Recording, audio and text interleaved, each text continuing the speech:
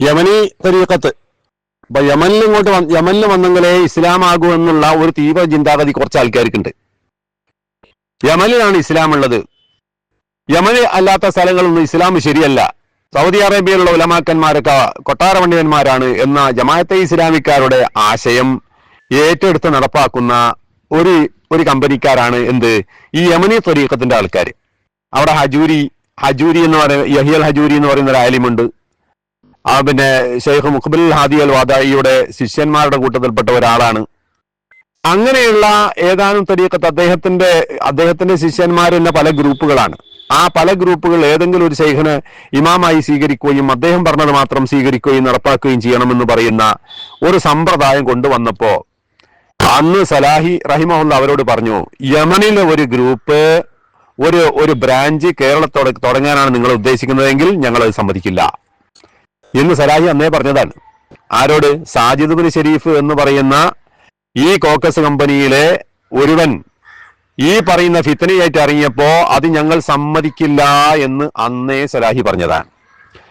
അപ്പോ ഈ ത്വരീഖത്ത് സലാഹിക്ക് ശേഷം ഇവിടെ അടിച്ചേൽപ്പിക്കുവാൻ വേണ്ടിയുള്ള ശ്രമങ്ങളാണ് ഈ മുഹ്സിനും നിയാഫും അതുപോലെയുള്ള ഈ കമ്പനിക്കാർ മുഴുവൻ ഇപ്പൊ ചെയ്തുകൊണ്ടിരിക്കുന്നത്. എന്നിട്ട് വേറുള്ള ആൾക്കാരെ തലയിൽ കയറുക, ഞമ്മക്കൊന്നും ഇൽമില്ലാത്തവരാണ്, അല്ലെങ്കിൽ ഉലമാക്കന്മാരുമായിട്ട് ബന്ധമില്ലാത്തവരാണ്.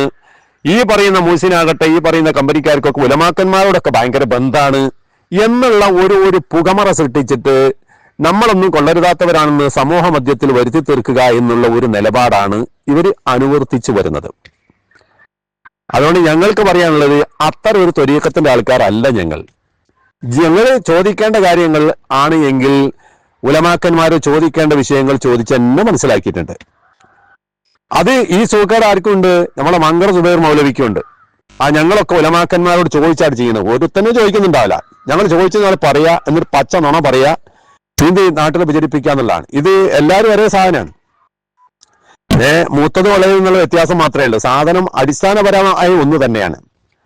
അപ്പോ ഈ ത്വരീഖത്ത് ചിന്താഗതി ഇവിടെ ആരും കൊണ്ടുവരണ്ട, അത് ഞങ്ങൾ സമ്മതിക്കില്ല.